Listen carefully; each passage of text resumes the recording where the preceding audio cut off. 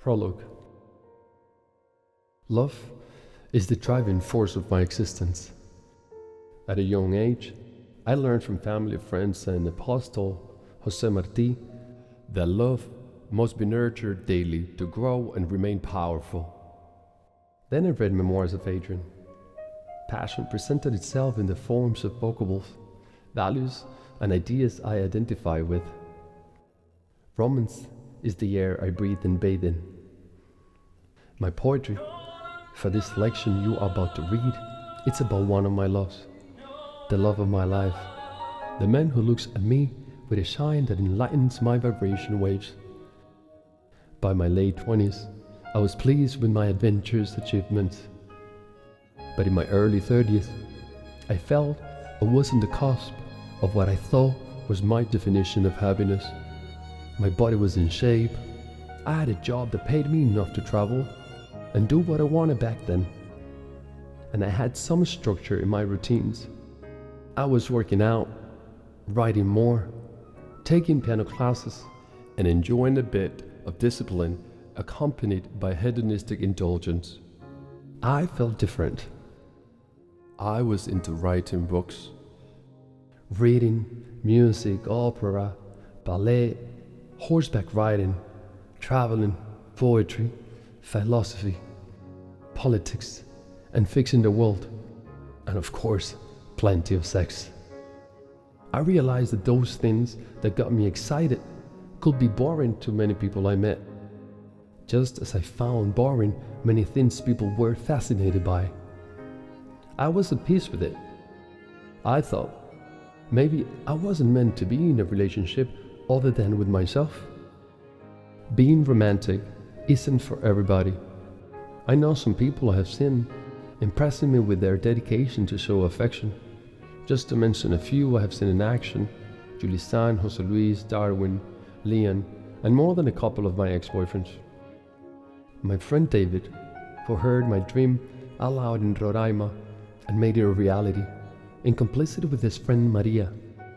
A table with a white tablecloth, hors d'oeuvres, and a violin, taking us on a dugout canoe called Curiara in Venezuela to a sand island in the middle of the lake by the waterfalls near the Tepuis, where the houses of the gods in Canaima stand tall. He took me to look right into the eyes of Angel Falls, the world's tallest waterfall, on a plain that almost kissed its waters. I have friends like Celia, who sings to me and brings me flowers, writes me poems and letters, who is one of my therapists and a female version of myself to some extent. I thought I had already learned what love was all about from friendships and family. They are just a small group of reliable people in my life, giving me much love, making me feel secured, and at times a bit cocky, thinking I didn't need to love a man and bring him home for a long-term relationship. My friends and family know I enjoy the pampering and their lessons, and they enjoy mine. We care for each other. We are as strong and as fragile. We must balance our acts. In our instances of weakness and shadows, our circle of chosen protectors is there to help us when we forget how to help ourselves. In our best, they are there to splatter brushstrokes of warmth into the mural of our lives, to sing in the chorus of our symphonies. And when we are in doubt, they are the whip, the lighthouse towards the march to certainty. I still try beautiful styles of love stories. I got into romantic affairs I enjoyed and learned from them. I also became more skilled at identifying when is the right time to let go, which allows relationships to transform rather than end. When one knows that the things that get one motivated about another person are fading, it's better to remold romances into friendships with honesty and a bit of pain, but with the conviction that we took and gave what we could from each other. We can attempt to reverberate the journey with new fireflies of courtship. If it doesn't work, one must know went to dock that boat and disembark. I'm still friends with most of my past lovers. They're part of my life. For those who aren't, it's because they didn't take endings graciously. And I suffered for them. But I owe them the truth, and I owe it to me as well. After some effort, I was convinced I had tried my best, and I was ready to date me. In the end, I was still husband material in the making myself. We are a piece of art. We're also the artist. We must create of ourselves our own masterpiece. I also had already pondered in my mind the type of men who could make me fly. I didn't think he could exist beyond the realms of my imagination. In the words of Oliverio Gerondo, if they don't know how to fly, those who pretend to seduce me are wasting their time. I too wasted time on occasions trying to seduce who I shouldn't. Perhaps trying to satisfy the savage side we own. From Marcus Aurelius, I learned we have an animal soul and a rational soul. I didn't want someone sleeping next to me every day just for the sake of having a partner, as others might have felt about me. Being single didn't sound bad at all. I thought I had my friends and family to entertain my rational soul. To satisfy my animal soul, I had the privilege and freedom of sleeping with whoever I wanted, as long as it was a requited affair. And there he was, to prove me wrong, to prove me right, to prove me wrong again. Wrong because he would defy my willingness to be completely single, to keep working on the man I wanted to become. Right because the man I dreamed of really existed. Wrong again because that man existed out of my head, standing in front of me. The day we met, I was in paradise. Fire Island is an escape from civilization, where fun and liberation, quietness and seclusion reign and coexist. It's a haven of beauty, with bay, beach, and jungle landscapes, swans at sunset, and ice cream by the boat, anecdotes to savor. Fire Island is a place to be free, to be kind, to be crazy, or to be quiet, to dance or to relax. The vibrant atmosphere offers endless options to the tip of your desires. Boardwalks and serenity, or beach parties, pool parties, house parties, and tea parties for every taste. On July 3rd, 2016, I was there with part of my chosen family, seeking a carefree escape from my existential musing. That's when I saw him, a handsome bartender who caught my eye. There was another guy I was interested in, like a soulless hunter, flesh looking for flesh, but I never even got to talk to him. I approached Malik with a cheeky pickup line. "Hello sexy, what's your name?" Though I cringed at my forwardness, it worked. He was talking with someone I knew, but I didn't hesitate to ask for his number.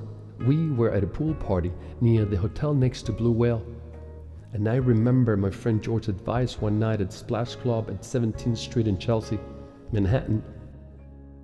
When one first meets someone one is interested in, one must keep things brief and connect later. As I waited for Malik to finish his shift, my phone died. I was searching for an outlet in the dark and crowded dance floor or sip and twirl. I thought that maybe it wasn't meant to be until we crossed paths again in line for the last ferry. He came to me like a favorite verse I heard one more time to never leave my mind. He took my hand, leading me to a bench. The rest was pure magic. On the ferry, I told him he resembled Antinous, as depicted in Memoirs of Hadrian's, with curls that framed his face like the Greek god from Bithynia. It impressed me that he knew who Antinous was, a sporadic find among even avid readers I know. I was still exploring the ocean of literature. It was thrilling to discover someone who shared my passion. Learning that he was familiar with Margaret Jusener's novel, which had cast a spell on lovers, was a delightful surprise. Then he revealed he was an artist. Also that summer, he was dedicating part of his time to helping underprivileged kids through the Strong Youth program in Long Island. Not only was he creative, but also noble. He was using his talents to make a positive impact. I was eager to know more about him. As we gazed at the sky, I pointed out the shining star Vega, the brightest in the Libra constellation, and joked that it was witnessing our body romance. Two strangers behind us, noticing our happiness, offered to play music for us. We laughed as they played a song during our first night. When we parted ways, he went with his mom while I joined my friends Jenny and Anania in Long Island, where Ivan and Diego were also staying. That night, we spoke on the phone, reluctant to end our conversation. Though we had to say goodbye, I was excited for our upcoming date in 2 weeks. A few days before my next encounter with Malik, I went out with my friend Albert to Rice Bar in Manhattan. We have been friends for a very long time, and he talked to me about us going to celebrate his birthday in Paris. I hesitated, not wanting to jeopardize my plans with the mysterious artist. Albert, ever the muse and the wings, encouraged me to bring Malik along. When I said I think I couldn't go to France because of my date, Albert said, "So what? Bring him to Paris." I said, "Are you crazy?" He replied, "Aren't you?" I stepped out of the bar and called Malik. "Do you want to come to Paris for our first date?" We later laughed at the absurdity of it all, joking it could be a scene from the movie Taken. When he told his mom, she invigorated him, saying he'll be an idiot to pass up this opportunity. We took off to Paris, thanks to the benevolence of my ex and a friend who gave us body passes to fly there in business class. I couldn't afford those tickets. I was living a life I couldn't afford, but I thought I deserved it. Love opens all paths and runways. We owe American Airlines. We have met many attentive employees. They contributed to our love story. I will always be a fan of that company, its culture, and the individuals who make it happen. When we arrived in Paris, we took a train from the airport Charles de Gaulle to the city, where a woman serenaded us with the song La Vie en Rose in the wagon where we sat. She handed me the microphone, and I sang for Malik. We strolled through the city at night, and we got on the Ferris wheel at Place de la Concorde. Paris can't hide how majestic it is, not even in the dark of the night. I saw Paris that night with my head down and my legs up in the air from a slingshot ride at a summer fair that happened to be in town, with amusement rides and games. The next day, we had dinner on a glass boat on the Seine River. A woman singing French classics enchanted us with her voice as we relished the city's allure. When we passed the Statue of Liberty, I felt free, and we discussed the history and the symbolism of the gift from France to the United States. Two countries in a brotherhood are aspiring to represent freedom and equality. After sunset, the boat docked by the Eiffel Tower, illuminated by a full moon. The next day, we explored the city with Albert and Mariela. With those two, I can always count on a good time. Later that evening, we met with my friend Antoine at a club and danced the night away. Malik took me to the Louvre, where I was captivated by his fervor for art and history. I learned much from him as we marveled at the masterpieces. When we found the Venus of Milo, the goddess of love, I gifted him a gold necklace with a star pendant that said Vega, symbolizing the star that witnessed our first romantic encounter when we took the ferry from Fire Island Pines to Sayville. I still remember him reenacting the entire White Chicks movie later that night at a cozy hotel in an arrondissement I can recall, but I could find my way there from the Champs-Élysées. On our last morning, I asked him, "Did you fall in love with Paris?" He replied, "I fell in love in Paris." That day, we had breakfast in Paris, lunch in London, and dinner in New York, marking the beginning of our love story. For the past 8 years, we continue to walk together, enjoy picnics, and write letters to each other.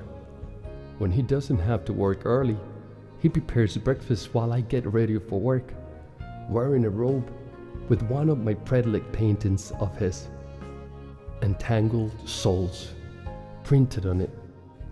He writes me poems on a pink typewriter, and I have responded with letters penned by a feather quill from my office. Even though we live together, I will mail them to him, reveling in the anticipation of his reaction. When I am away for work, I compose poems to share with him upon my return.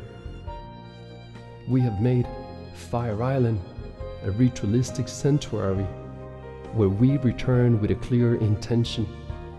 Our nights at Ron's place there with Abel were unforgettable.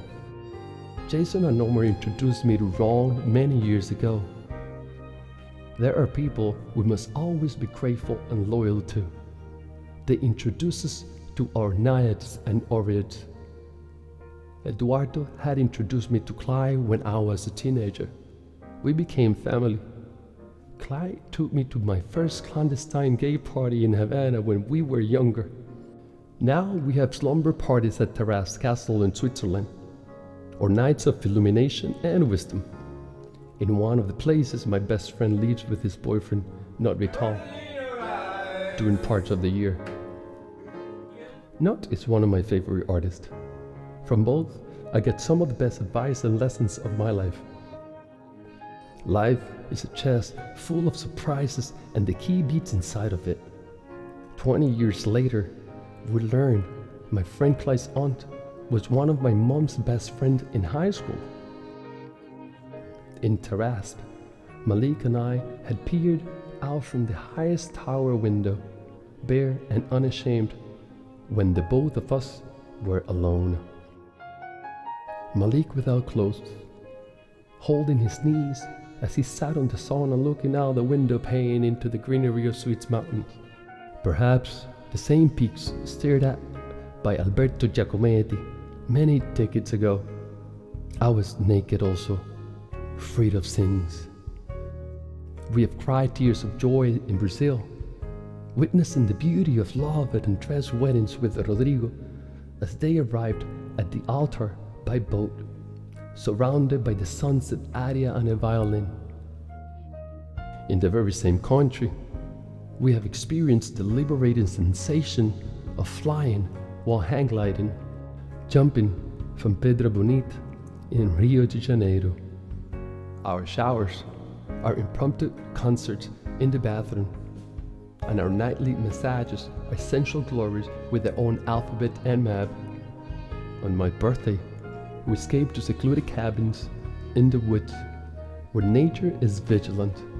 We bring a vinyl player loaded with classics by Nina Simone and Tchaikovsky, Mina, Celine Dion, opera, salsa, Billie Holiday, Lana Del Rey, and more. Our nights watching RuPaul Drag Race are a consecrated protocol. RuPaul deserves the Medal of Freedom for her impact in this world. We also indulge our nights watching Will and Grace or the Golden Girls, reminiscing about the past. While our love isn't perfect, we face challenges together, armed with our safe word and unbreakable bond. Some of my most treasured moments have been spent lounging in a hammock at art studios we worked at in Hoboken, Weehawken, Guayaba Gallery in Union City, or our time living in Venice, Italy.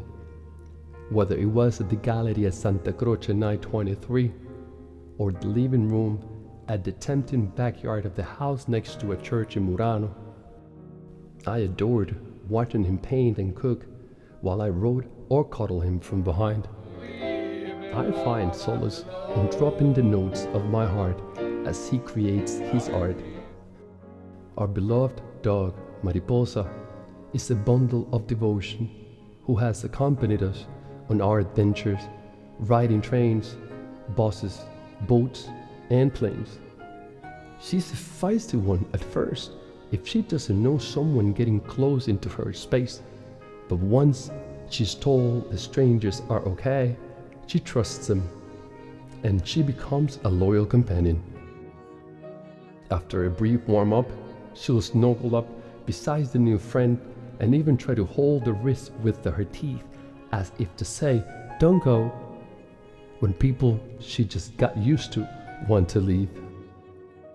I'm not sure when some animals show affection, if it is the result of pure emotions driven by hormones and actions. But for me, loving isn't just a feeling. It's a conscious choice inspired and made wisely. The actions translate into emotions and vice versa. Love doesn't have to be without minor lacerations. When I found that special someone, I wanted to spend every night entwined in each other's embrace, holding us in the funniest positions, inspiring and supporting one another through life's ups and downs. Malik and I are entangled souls. I dedicated this book of poetry to him, my partner in love and creativity. I've also written a novel about the renaissance of the American Empire, which I'll refine, edit, and publish in due time. Because I believe we can build a better world today. For now, I hope you enjoy these poems from one lover to another. I have left some blank pages for you to fill with your own thoughts, to correct my verses, or to craft your own poetry. Remember, writing, like music, love, and other arts, takes the shape of salvation.